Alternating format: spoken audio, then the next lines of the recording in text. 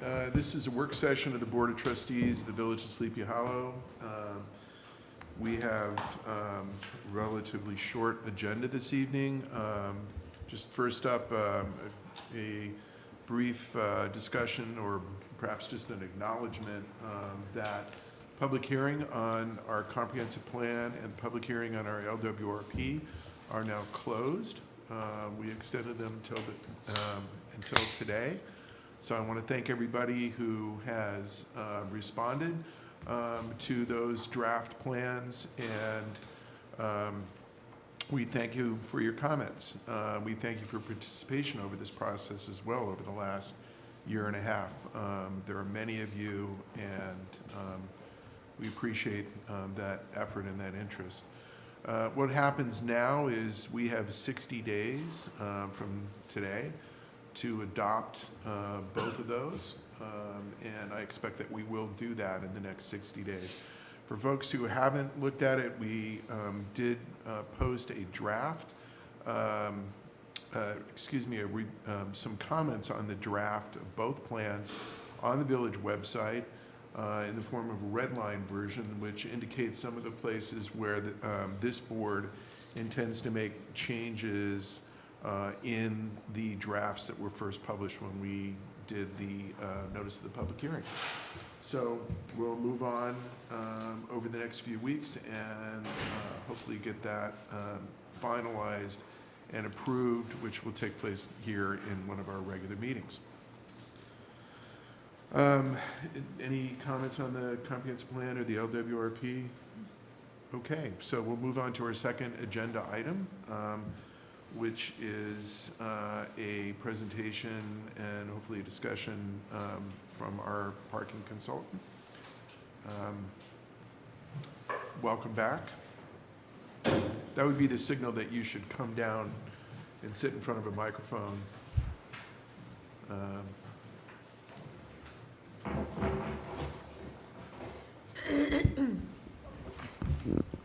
Nice to see you on this rainy evening. Good evening. Thank you for having me back. Okay,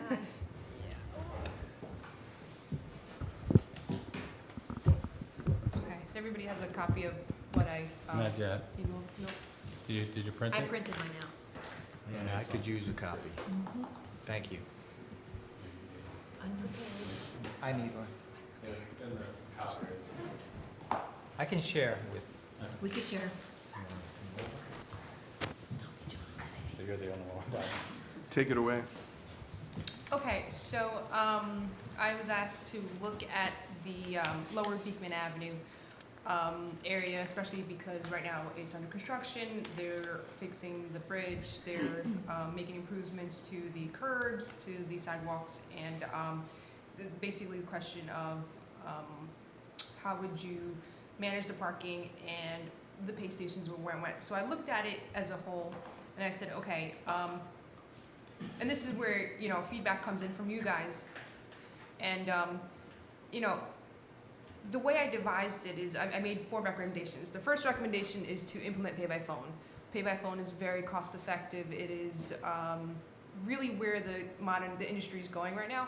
And some vendors, it really is no cost to you. And it's a way to implement and receive payment on a location where you're limited to maybe 1 or 2 spaces. And you see that in that little avenue between Clinton Street and before the bridge structure begins. You can fit 1 vehicle, 1 space, probably a compact secondary space, but you're really restricted. So your options are putting in a parking meter or putting in pay by phone, because the pay station, they're in the range of about $10,000. And it really would be cost efficient to put that in a location where you're only accommodating 1 space, possibly 2. So pay by phone works well in there. It looks like a commercial location. It looks like it's set up for business. I'm not sure if that's residential. I took it to be commercial, and that's why I think that's where we started. On the other side, I believe it's no parking as indicated by the red kind of highlight. So when you go onto the bridge, that would be a second pay-by-phone zone, and I split it up into 3 zones. You have the yellow zone as one, the green zone, and then the blue zone. And the reason for that is to kind of control the parking. By putting in different zones, you can change the meter times, you can change the rates, and you can control the parking flow so that you can protect the commercial from going into the residential and vice versa. That was the initial thought process behind it. So the green zone, which is on the bridge, I sort of looked at it as a barrier, kind of to keep people over and keep them more on the commercial side, so you don't see an influx of individuals parking on the residential side and creating issues within the parking. And that you'll see that later in terms of the structuring and the hours and the price. So that would be one zone. And on that, I did indicate that if parking was became too much, you can actually put 2 pay stations at a later time. Right now, I wouldn't recommend it because you really don't know the usage, especially since parking is primarily in the private parking lot and it's not really on street, and the restrictions have been lifted. So you can always put machines in at a later date, but that would be a pay by phone zone. You don't know the usage. You wouldn't put the pay station on the bridge necessarily, you put it onto the street. So those 2 stars indicate of where you could possibly put pay stations at a later date. It's not something you should do now, you do that later. And then the blue zone is really where your concentrated number of vehicles are parking. You already have a pay station on the storefront side, and that would remain. By putting in pay by phone, you now have the luxury of eliminating. You had 4 meters there, and my recommendation is to decrease it to 3, and pay by phone actually supplements the need to decrease that pay station. So the other pay station was located on just a blank walkway. So I looked at the pedestrian flow, and you're looking at people, okay, where are they going? So if they're going over to the bar, they're crossing the street. This is Beekman, let's say the north side. So there really is nothing there besides the storefront across the street. So there really is no need for a pay station because they're either walking towards the bar or they're walking towards the riverfront. And you have pay stations that capture that. So that's really the good thing about pay by phone is that you're giving people luxury. If they're parking and they want to pay by phone, they can. But if they want to use a pay station wherever they're going to, their destination, you're going to encounter a pay by phone at that location. So that's. So just one quick question. You mentioned where there were 4 parking spots, reducing it to 3? 4 pay stations. 4 pay stations, okay. So you had 4 pay stations. Recommendation is to reduce it to 3. So that long strip, even though it doesn't have a pay station to capture it, you have the pay by phone, so people can use the pay by phone. You're going to see the percentage of people utilizing. I'm sorry, I didn't mean to interrupt you. No, I go just ahead.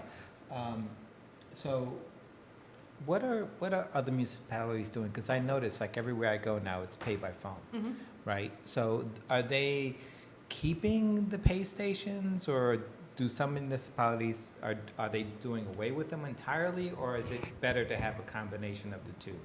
I recommend a combination of the 2, but not necessarily as much infrastructure. You don't need as many pay stations because you have that pay by phone. Whenever you put a pay station in, I always recommend pay by phone. It's free, it's at no cost, so why wouldn't you put that in as a secondary aspect? You're seeing more and more municipalities decrease the number of pay stations, or if anything, a combination of having single space meters and pay by phone, because it comes down to cost.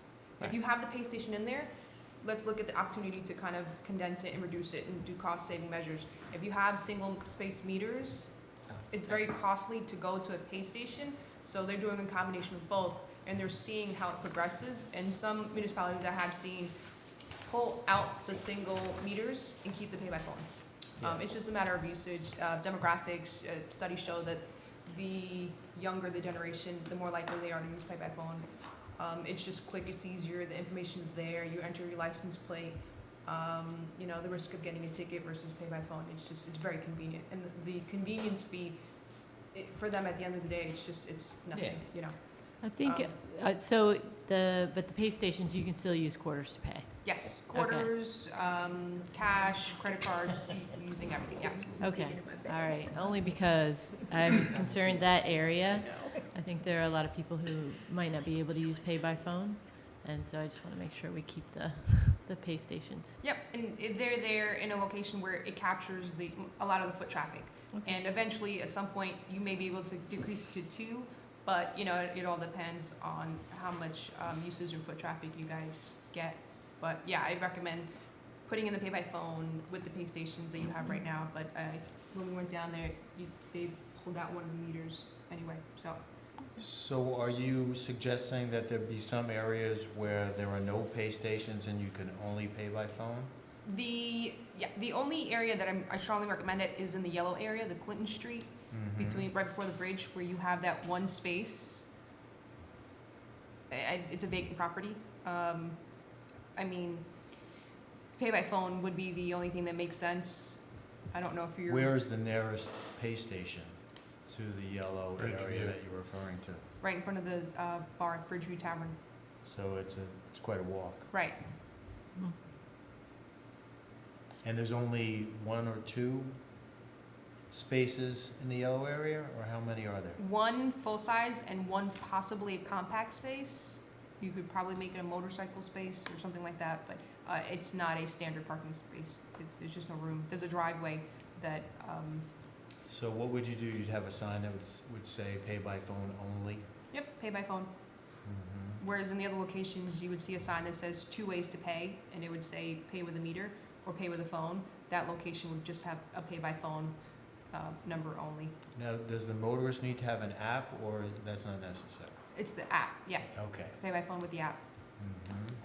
I think for me, that area, which is just a small area anyway, the yellow, but it makes the most sense to keep it on a meter, like a meter where they can pay.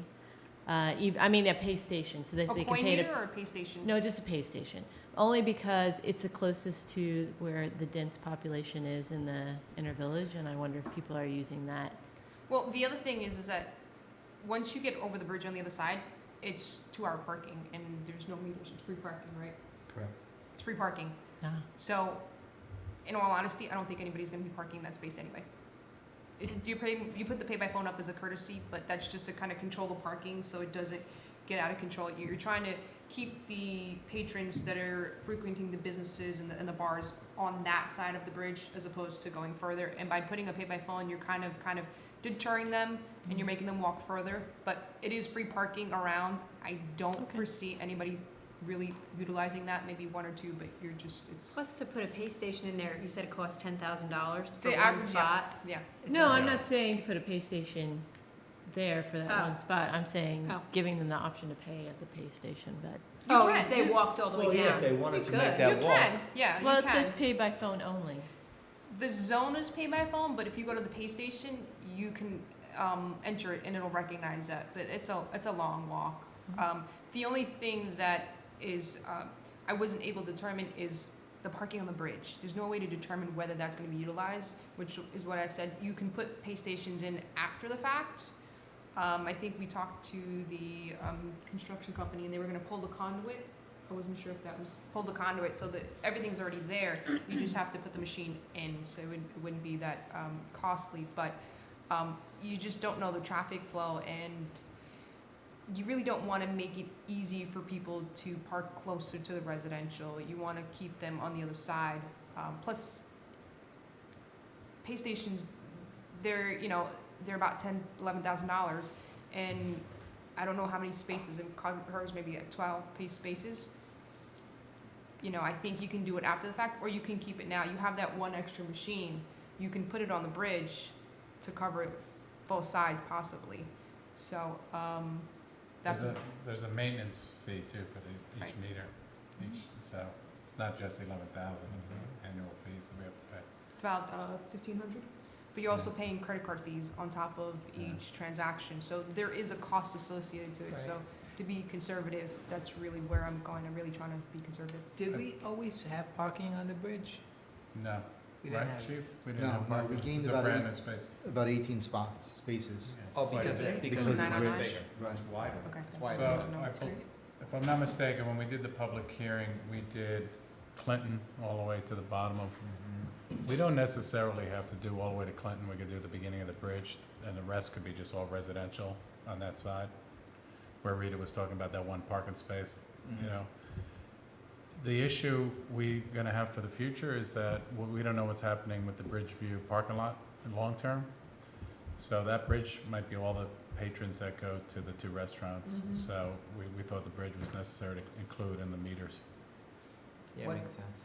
What impact does pay by phone have on enforcement and collection? So let's say somebody is there too long and it's clear they're in violation.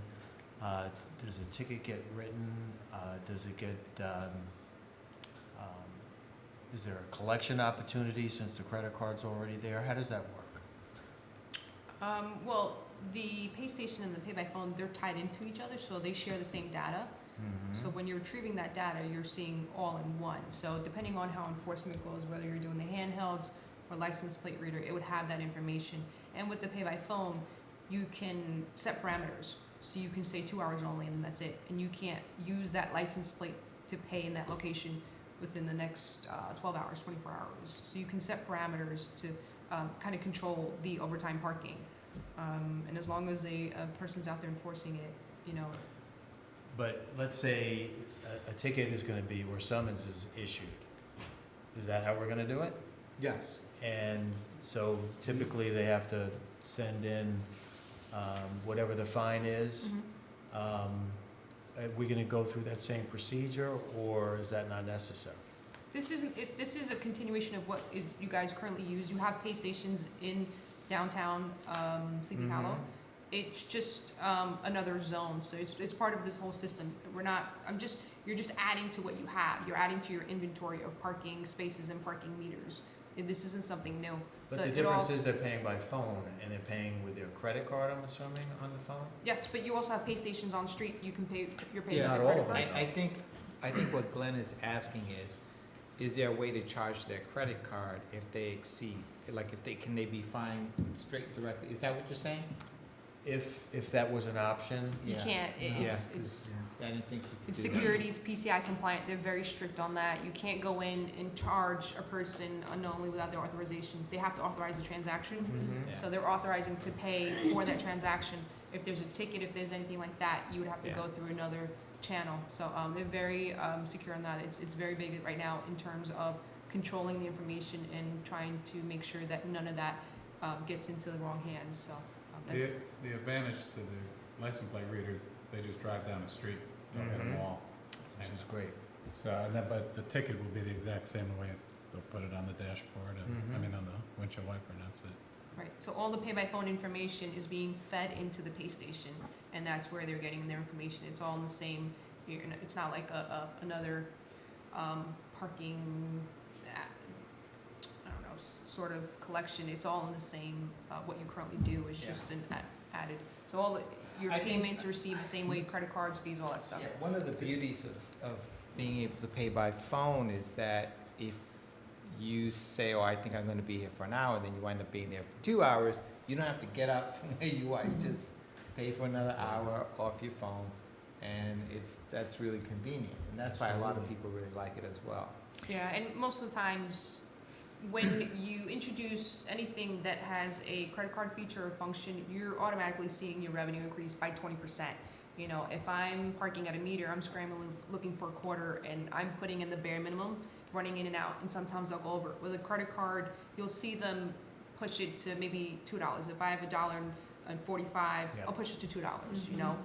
You'll see that extra amount. Plus, with the pay by phone and a pay station system, you have the turnover and you have that extra fee that you're picking up. So if I'm here for 5 minutes, but I paid for an hour, you're picking up the difference. So the next person that comes in and parks at my time, you're picking up that revenue. So Right. you'll see the increase in revenue as well. And the pay by phone has a minimum time? You can set parameters, Okay. and that's really up to you, what you feel like parameters. Do you feel, you want to give people 2 hour time? You want to give them 2 hours with the option to extend for another 2 hours? No, I mean a minimum. So You can the, set that too.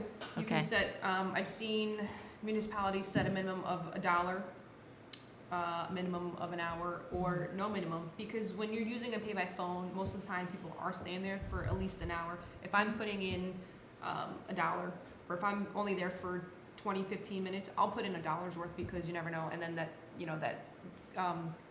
fee, that convenience fee, it only makes sense if you really go into that $1 and $2 for it to really be about 5% of the actual, I think I calculated it to be 13% if you stay at $1 or more, it's about 13%. It's about tax or sales tax, whatever you pay, of that convenience fee. So it just has to make sense, so you wouldn't pay it on a 15-cent transaction. And how about signage? What's the placement of the signage that lets people know how the parking is going to be paid for? Since we've got a number of different options. So I did put in recommended signage where I'd put in, those are the little stars, and they're color coded. You can do it, you know, at the beginning, at the end, mid-block. If it's a long block like Beekman Avenue, after the bridge, past Hudson, I think I recommended 1, 2, 3, 4. You want to capture both ends, and then 2 or 3 in the middle. So, but that's, you know, Standard. whatever you want to do. It's a matter of. Yeah, you want to give the people an opportunity to see it, so Sure. you have to legally. At the same time, we don't want a sign on every Right. block. Right. And with the pay station, I do recommend a 2 ways to pay sign, and that is letting people know that you have 2 ways to pay. You really want to encourage people to use pay by phone because that reduces your bottom line in terms of operating costs significantly. Credit card fees, pay stations, the less they use the pay station, the better. You're talking about less maintenance fees, you going out there taking the cash out, so. Collection, you know, reducing collection so you can use that staff for other purposes, so. So you're saying, for example, the yellow zone, it's a pay by phone only zone sign, but they can still pay at the pay station? Yep, they should be able to pay at the pay station. The pay station will ask you for a zone number Uh-huh. and then your license plate. So that means that you don't have to pay by phone? You don't. You can use the Okay. pay station to enter that, but it's quite a long walk. No, Yes. I totally get that, but why would we put a sign up that says pay by phone only if you could actually also go to the pay station? Because they're going to be looking for the pay station, Uh-huh. And it won't be there. and it won't be there. It'll be too far for them, and they'll think that that's not the pay station that they're going to use. That section, nobody's going to park in there. It's just, I think, as a courtesy, unless you want to. I mean, I don't think anybody's going to park there. They're going to park, free parking all around. So you'll see people quickly go in and out, but I just don't think that area is going to be highly utilized. Okay. The bridge is another. People are using the bridge now to park for Bridgeview, because, Oh, they are. Yeah. because of the parking, you know, the sidewalk work, but it's not that far to park on the bridge and to go to Bridgeview. No, it's not by far. So what are the limits in terms of, let's say somebody's parking on the bridge, which is an easy walk to the train station. So So they could pay by phone and they could potentially not show up and be there for how long? So that's where I come in, and when you're putting in different zones, you can control where they park. So the red zone, no parking, obviously. The yellow zone is, because it's in a residential, you can control it, and you can put it at 9 to 5. And I do believe you have street sweeping, right, from 7 to 8. So for the green, you can extend that time, and you can make parking legal from 9 to 9, so it gives people a little bit more time, whereas in the residential, I believe you have a little bit more restrictions. It's hard to park overnight in the residential. Am I right? Residential. You can park overnight in Yes. residential. So Yeah. can somebody stay there from 9 to 9 if they can pay by phone and they can do it remotely? We would have to decide that. Yeah, Right, that's so- an issue. That's- So my recommendation, 3-hour parking currently? Is it, what's the? it's 2 hours. It's 2 hours now, Right. so we'd want to keep it generally the same. Yeah. Plus, we have to, as Well, John, the I'm difference just is pointing out you don't have to John's. be there to feed the meter. Yeah, Right, but we but also don't want Yeah, but you can commuters. get a ticket if you've been there after 2 hours. Yeah. Yeah. No, I think what, What I'm saying is, Yeah. you can use your phone from Manhattan. No, but we could set it so it's 2 hours only. So if they do Yeah, that, won't right, accept and it. then with the One license step. plate reader, it'll take the GPS location of it, and it'll know if that car's, it's been there for 3 hours, past the car Okay. a minute, Right. and was re-upped, and it'll issue a ticket. So that's the auto chalking feature. That's a good thing. The car will just take a Oh. license plate, and it'll do that. So what That's key. the way to control it is you can change. Right now, it's 2-hour parking, 9 to 5. What I'm saying is that extend the parking and make it like a flat rate so that it's really more advantageous for somebody who's parking at the bar to park closer to the bar as opposed to walking over to the residential. It does become a little bit problematic because you do have a residential. Plural, by the way. I'm sorry? Restaurants. Restaurants, I There are apologize. two next door to each other there. So We keep on saying Bridgeview and leaving Hudson Anchor out of it, and we'd like people to go to both. the restaurants, so to encourage people, you want to give them more time to park, you want to give them more flexibility and a little cheaper incentive to keep them parking in front of the restaurants and the bars, you know. If I'm paying $5 flat fee to park in front of the restaurants and bars, you know what, I'll pay the $5, I don't want to walk 3 blocks. So the goal is to really keep them on that side, Right. and that's really why, right now, you have 2 hours, 9 to 5, it would be up to you to set kind of your restrictions. This is just a sample of how you can control it. So, after 5 o'clock, then parking would be free on the street the whole way through? Okay. That's what your current, Unless we change. Unless we Unless change we it, change. No, I think, I'm okay with that.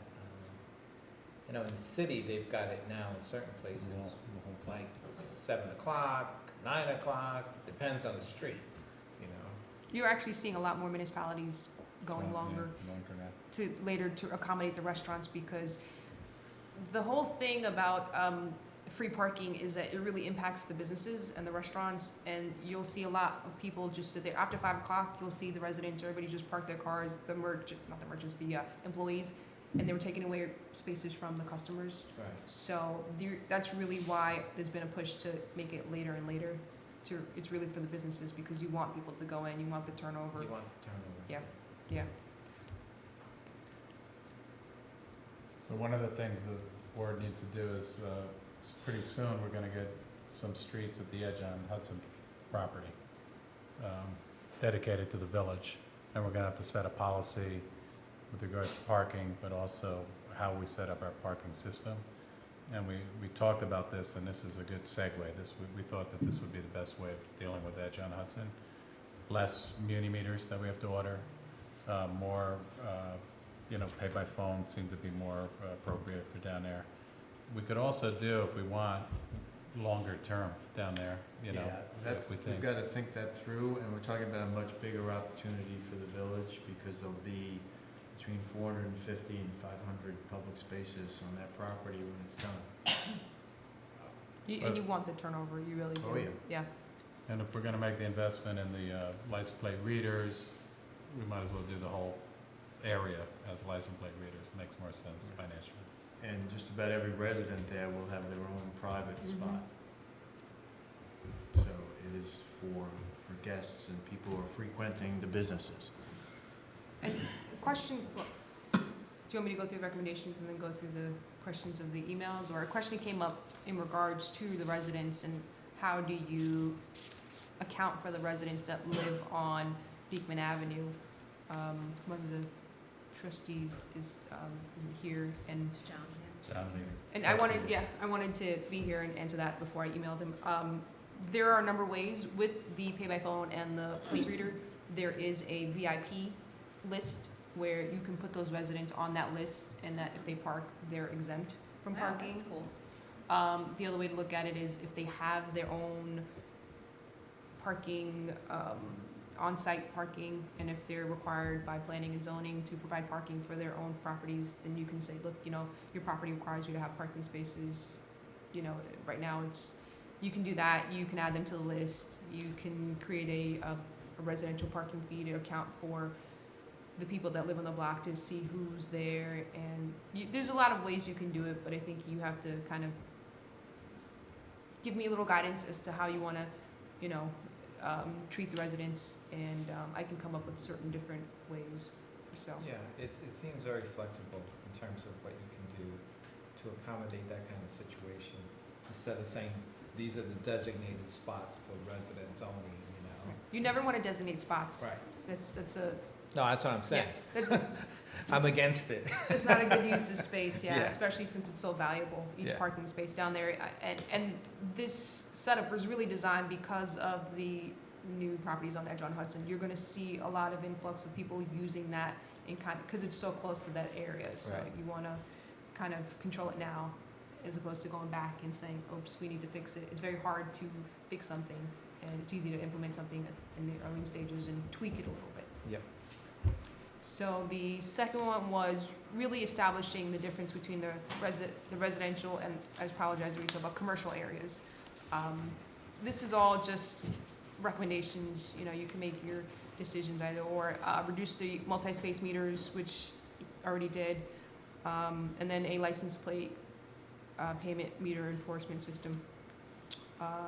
And if you go down to the second page, it shows you how it works. The information from the pay-by-phone and the pay station gets sent up to a cloud, and that cloud gets transmitted to a laptop within the vehicles, and then the vehicle is just scanned by license plate. It's very efficient right now. Everything's going over from paying by meter or paying by numbers. You're used to seeing the placards to a pay by license plate system. In terms of enforcement, payment makes everything easier. You can never, the initial learning curve is actually learning your license plate. A lot of people don't know their license plate. So big media and marketing would have to be done prior, but once that is recognized, if you download pay by phone, it actually does save your license plate. I was just gonna ask that, does it save Right. your information? It doesn't save your information, it saves your license plate and your name, but it doesn't save the credit card. Okay. They can't do that based on the credit card security systems, and to be compliant with that and security, they won't save that, but they'll save your license plate, so it's easy once you have the app. And really the goal is whatever app, there's a lot of pay-by-phone companies, and I think the goal is to keep it consistent with whatever is around, so that if they're in one municipality, they're not downloading multiple apps. So to keep it consistent with what's around, so they already have it in their phone. There's about 2 or 3 that are in the area that I have in my phone. So for me, it's just like, oh, okay, I have the app. I don't have to go through the whole rigmarole of downloading the app and putting information in the system. So we really want to make it convenient and simple for individuals. And there's also opportunities for the businesses, but they would have to reach out to the companies themselves and offer validation, things like that for their customers too. Oh, they can do that, they have an option of doing that? Yes. Oh, wow.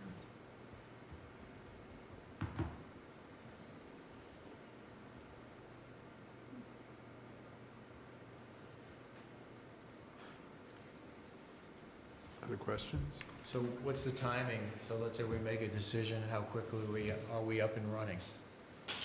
You'd have to figure out who the pay-by-phone company is. I think after that, signs take about 3 weeks. So it's a pretty short turnaround time. And once you establish the zones, you can work from there and you work backwards, because I'm already looking at your downtown. You establish the zones and the numbers, and you just work from there. So that'd be pretty easy and quick. And how long does it take to get the meter? You guys have the meters already. Oh, those, we use the current ones then? Yep. You don't get anything? Yep, it's a simple software connection, and they're all integrated. So what would we do? Have an RFP go out to some of the providers that you might recommend and see what we get back? How do you suggest we do it? There's a lot of consortiums, and there's a lot of RFPs already out there. So most of the big name pay-by-phone companies are already on there. I think it's a matter of choice. It's a matter of, I can recommend a couple, and you guys take a look, and I'll see who's around in the neighboring municipalities, see what they're using. And every company offers different things in terms of fees, structures, price, and how they're structured as an organization. So there's a couple. I know Terrytown uses, I don't know what it, Pay by Phone United States. It's the one with the, Pay by phone, that's pay by phone. yeah.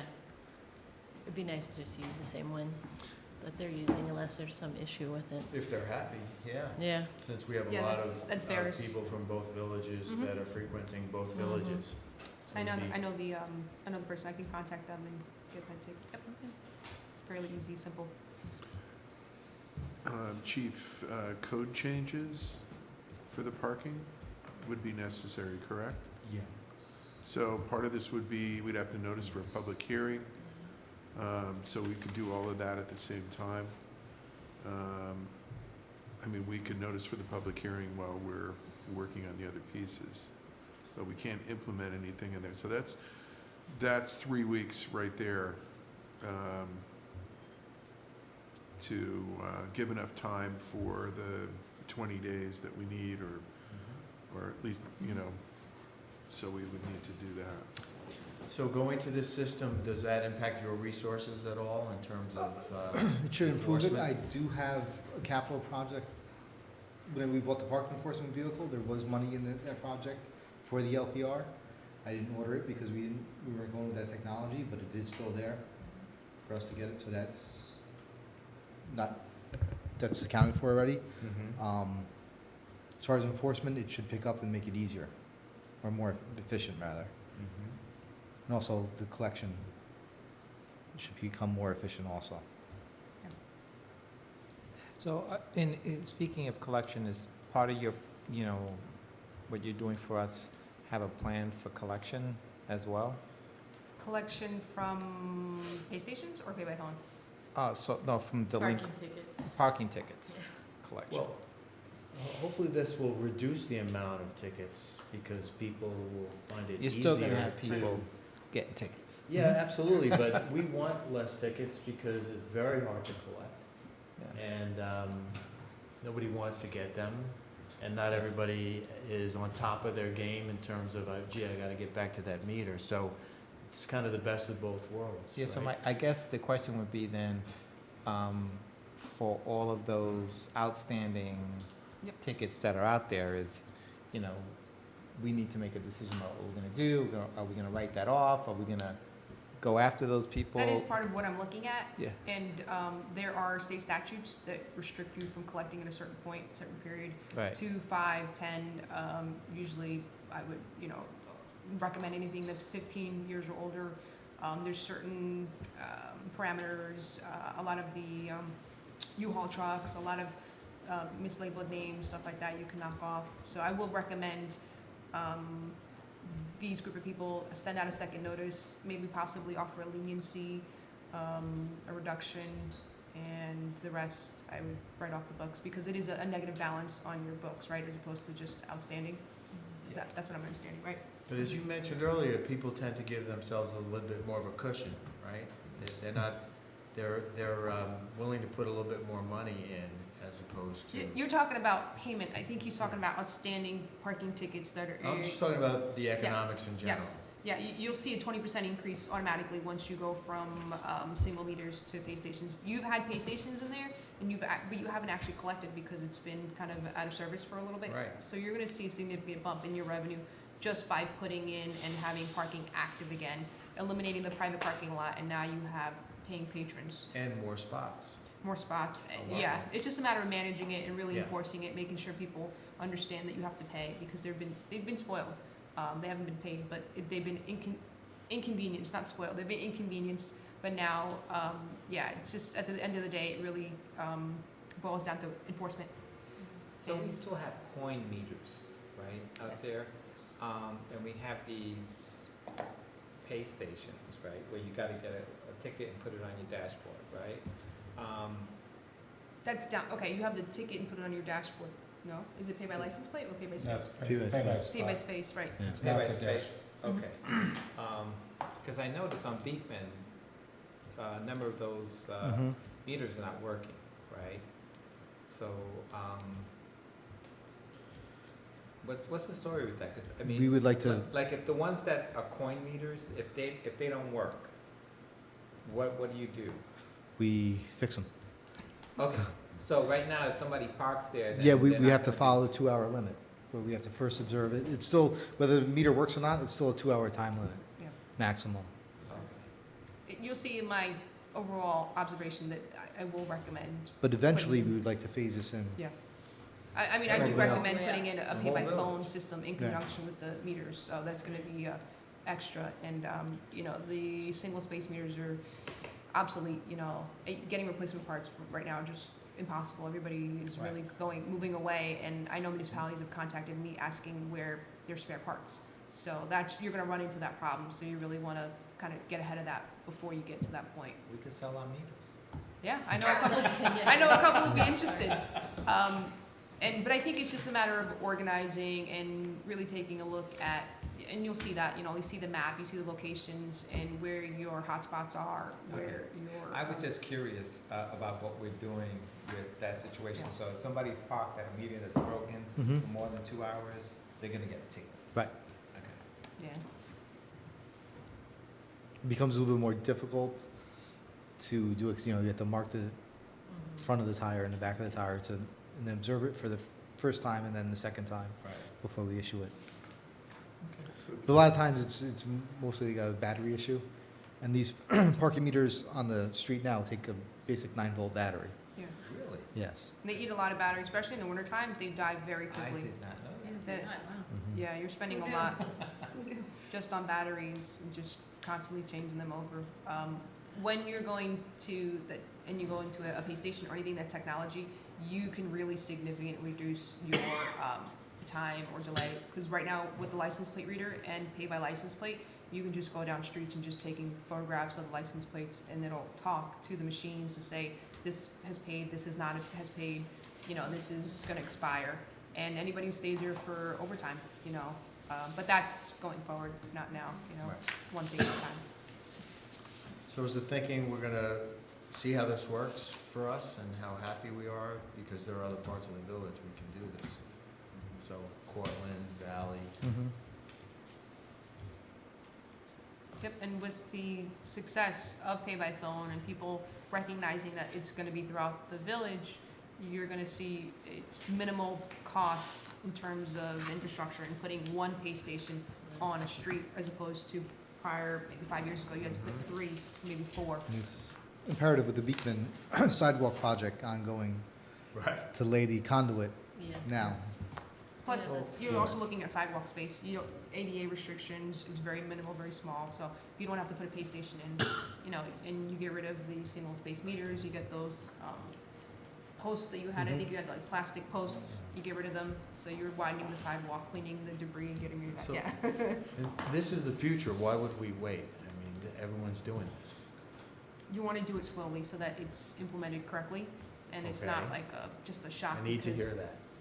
You want to do it slowly so that people get used to it, people understand it, because people are nervous, they get afraid, and then the learning curve is a little bit longer, but then you also lose out in terms of revenue. You want to slowly, kind of gently get them into that. And this is a good start because this is brand new, you're doing a lot of construction, a lot of work, so they're Mhm. expecting new things to come in, whereas what you have in the village, ease into it and get people used to it and accustomed to it so that your financial impacts are not severe. And you'll see a sticker shock. If you see a sudden change, you know, you'll see that decrease. But if you slowly, gradually do it, you'll see the revenues start to increase as opposed to kind of go up and down. You really want to keep it constant.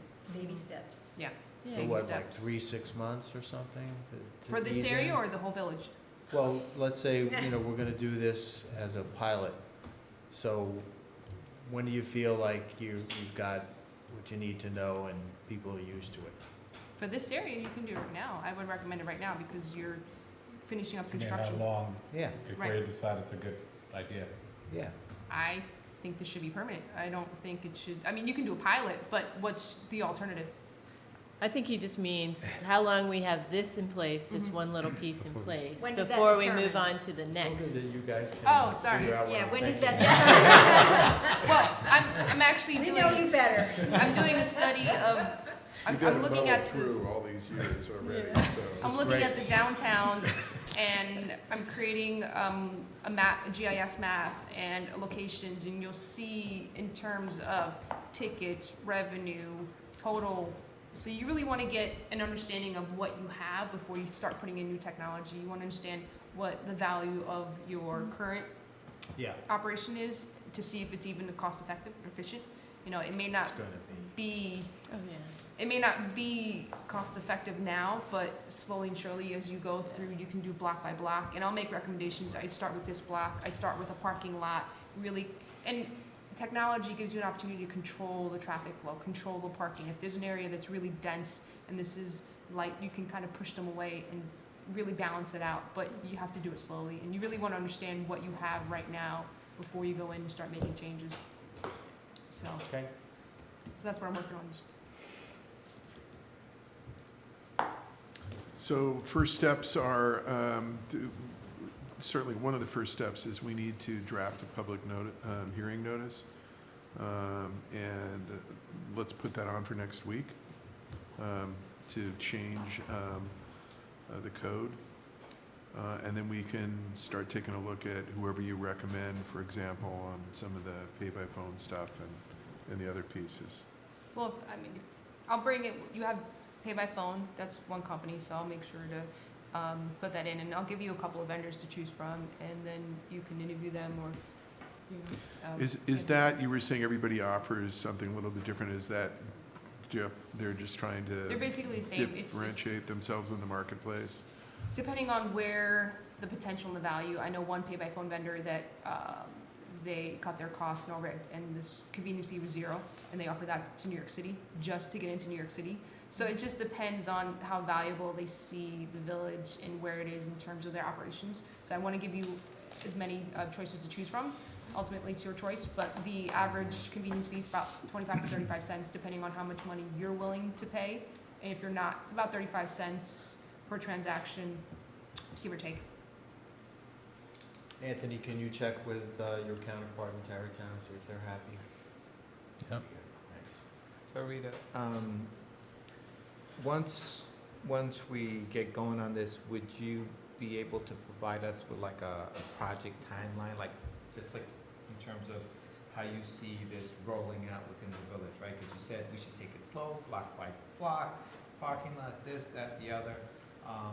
Would you have that like kind of mapped out for us in terms of Yes. how you would do that? Yeah, I would, right now, it's a lot of data gathering, counting the spaces, locations. So right now, I would give you a current status of what you have, and then I would give you recommendations, automate, and then phasing it in if I do recommend pay Right. stations, or keeping the single meters with the pay by phone, and then at some point looking at your revenue and phasing in. I think your biggest challenges right now are staffing. Based on what I've seen, the lack of staffing for enforcement is really going to be your biggest issue, because if you can put all the technology you want out there, but if you don't have the staff to enforce it and to control it, it's useless.